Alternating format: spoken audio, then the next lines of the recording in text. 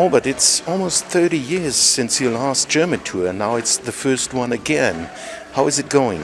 I think it's more than 30 years, almost 40 years.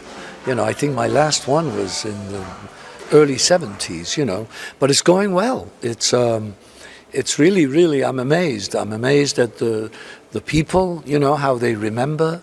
And after the show, they come and I sign autographs and take pictures with them, and they talk about how my music is timeless and how it brings them back to when they were children. And I feel so good that I'm doing this, You stopped touring and recording yourself many years ago. Your son, Albert Jr., was kind of responsible. And how is it now being back on stage again? Well, I stopped recording in 1980 when Albert Jr. was born, so I could be a father. That I hadn't done that with my other two children. So I thought with Albert I want to do that, but then Albert grew up. He's in this famous group called The Strokes, and I would go and see him on stage, and I'd look and I'd go, wow, I used to do that. I would love to do this again, So I made a record, and the record did well, so I thought, why not go on tour, And I put a band together, which is the band I have. And I'm the happiest man in the world when I'm on stage. And how is it, touring means it's challenging for your voice? You haven't been singing for a long time, touring. How did you get in shape again? Well, I never do anything to get in shape. I think I'm in shape anyways. I try and stay in shape all my life. I play the guitar and I sing, I write, so I'm always singing. But it's different when you get on stage. One of the good things I did was I quit smoking, I quit drinking, and that has helped me a lot. I quit drinking about 2 years ago, and I quit smoking about 8 years ago. And my voice is suddenly, I've done 8 concerts in a row, and I've still got 2 more to do tomorrow and the next day, No, just tomorrow, tonight and tomorrow. So that would be like 9 or 10 concerts in a row, and I do like 2.5 hours, and the voice is fine.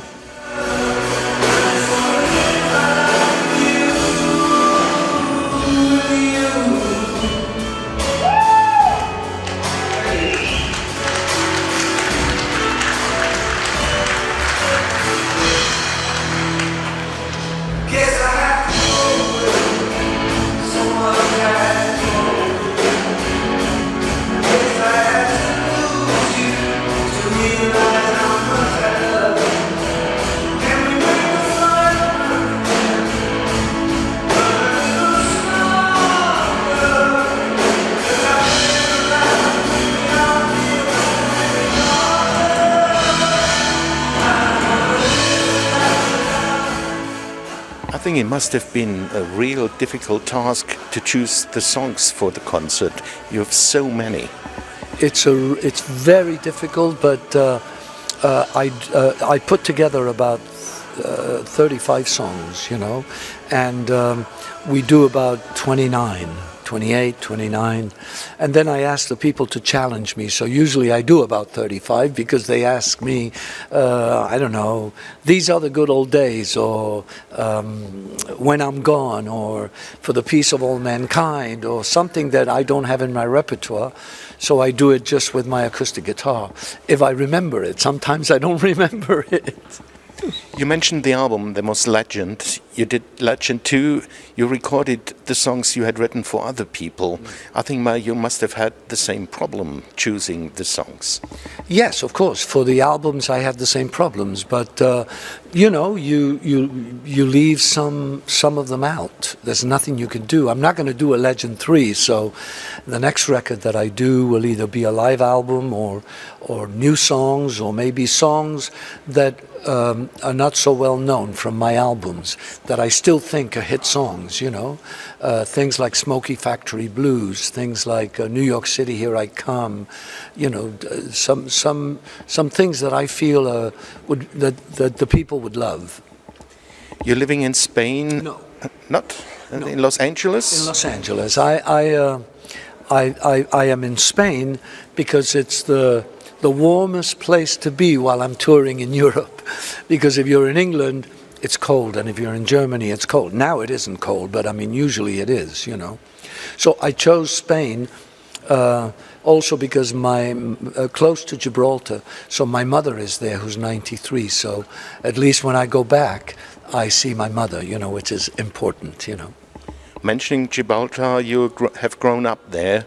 You started your career in Gibraltar and then in Madrid, and now playing with Spanish musicians. It looks like a circle has closed. No, I think it doesn't matter where the musicians are from. I think these are very good musicians, and so I chose them for that reason, you know. I love the way they play. They could be Danish or Germans or Swedish, I don't really care, as long as they're good musicians, you know. I mean, them being Spanish helps in a way, because I have a career in the Latin market, a big career, and since they sing in English and they sing in Spanish, it helps, you know.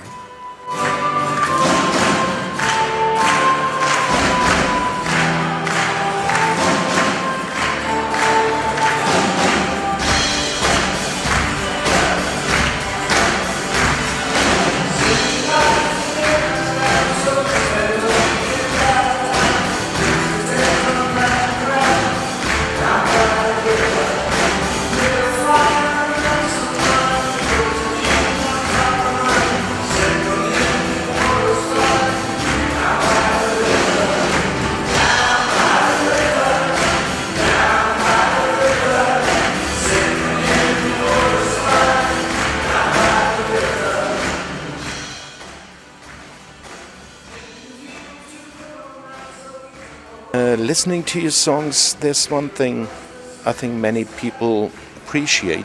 You're doing love songs, but you started very early singing also about ecological topics like Never Rains in Southern California, or not in My Name later. So it seems that it's important for you also expressing something.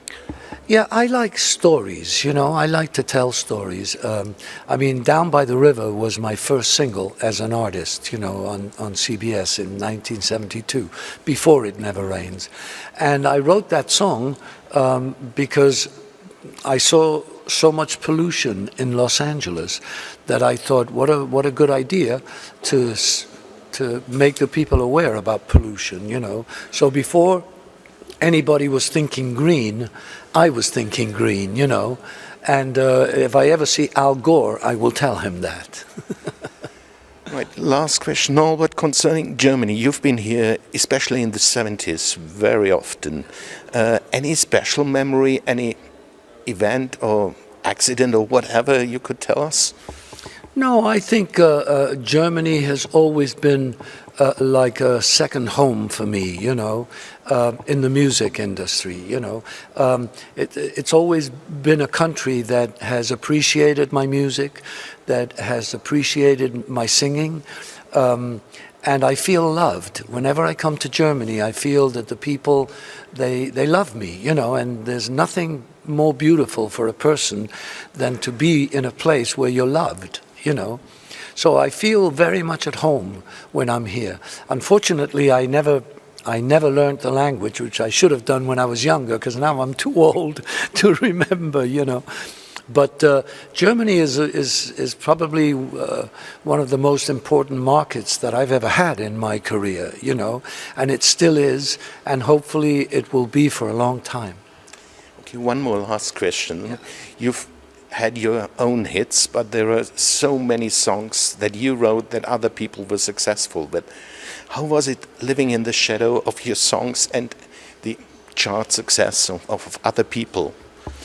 It never bothered me, you know. I always felt that I wrote the song and so I gave this person a hit, you know, and also they sang it so beautifully, you know, from Tina Turner to Diana Ross to Whitney Houston to Aretha Franklin to Johnny Cash to Roy Orbison to Ace of Base to, I mean, so many, you know. it's never, you know, I don't have that kind of an ego.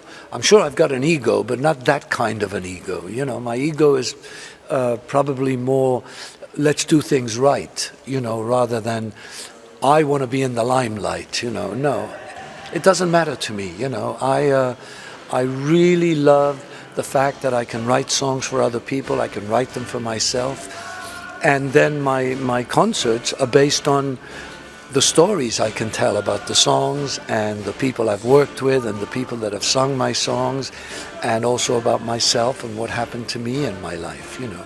So it's a nice little tour because it's all about stories, songs that I've written in the last 50 years. Perfect finishing word. Thank you very much.